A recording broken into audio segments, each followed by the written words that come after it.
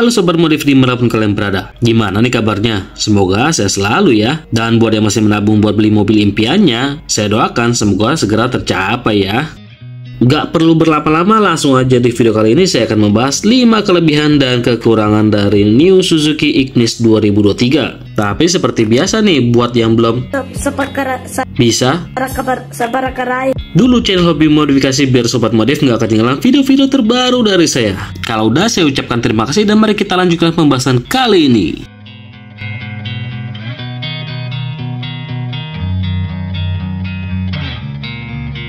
Salah satu kelebihan yang paling terkenal dari mobil pabrikan Suzuki adalah keiritan konsumsi bahan bakarnya, walau sebelum membumingnya teknologi hybrid sob. Dengan mesin yang berkode K12M 1200cc, mobil ini mampu menghasilkan tenaga sebesar 83 horsepower dengan torsi sebesar 113 Nm.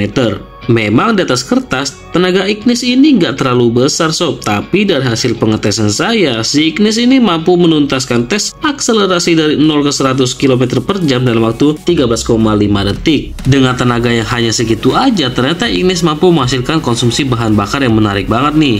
Dari hasil pengetesan saya, untuk rute dalam kota dengan kecepatan rata-rata 20 km per jam, Suzuki Ignis mampu menorehkan hasil mencapai 15 km per liter. Sedangkan untuk rute luar kotanya, mampu menorehkan hasil mencapai 27 km per liter dengan kecepatan rata-rata 80 km per jam. Sebagai catatan tambahan, pada saat pengetesan saya menggunakan bahan bakar Pertamax sob.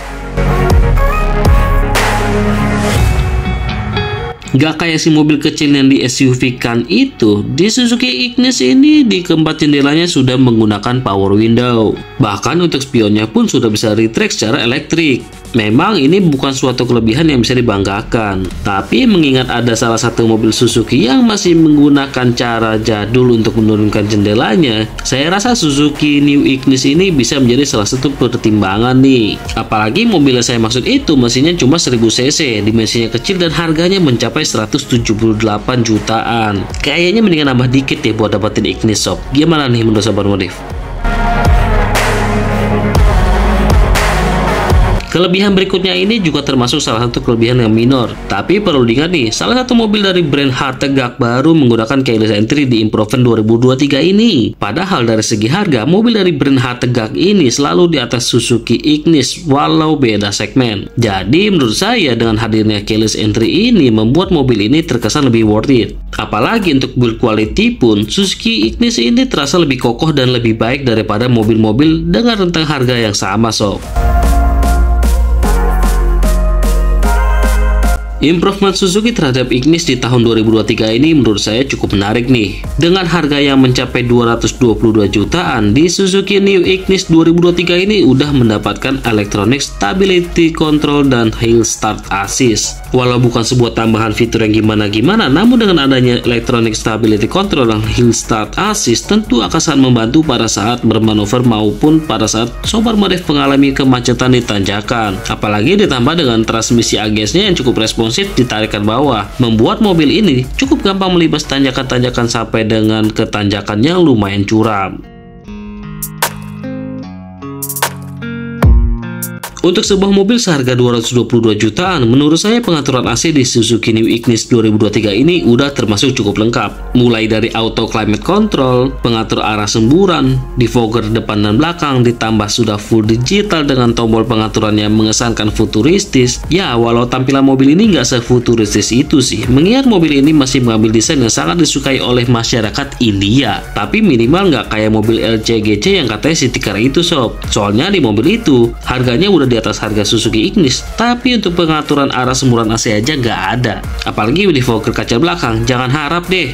Jadi menurut saya sih udah oke lah ya untuk fitur AC-nya.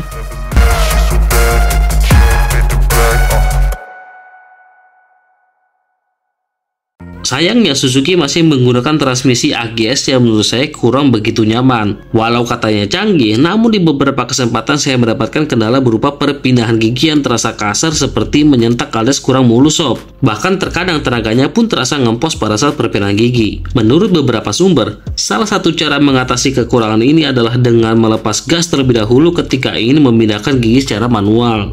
Nah, kalau sobat modif sendiri udah pernah coba belum nih? Setelah mencoba mobil ini, hal yang paling mengganggu saya adalah suspensinya terasa keras banget. Apalagi ketika saya mencoba duduk di bangku baris kedua, suspensinya semakin terasa keras. Hal ini terjadi karena mungkin aja karakter suspensinya sengaja dibuat keras mengingat mobil ini didesain lebih SUV. Tapi dengan karakter suspensi yang sekeras ini membuat saya berpikir ulang apakah mobil seperti ini cocok untuk jalanan yang keriting. Kalau menurut sobat modif sendiri gimana nih? Sayangnya dari segi entertainment, Suzuki belum melakukan improvement yang menarik nih. Head unit yang digunakan di Suzuki Ignis pun ini benar-benar masih basic banget. Fiturnya pun hanya ada radio, aux, USB, Bluetooth audio, dan Bluetooth telepon. Seharusnya masih bisa ditambahkan dengan fitur Android Auto dan juga Apple CarPlay. Tapi ya apa yang mau diharapkan? Lah auto lock dan unlock pintu aja nggak punya kan?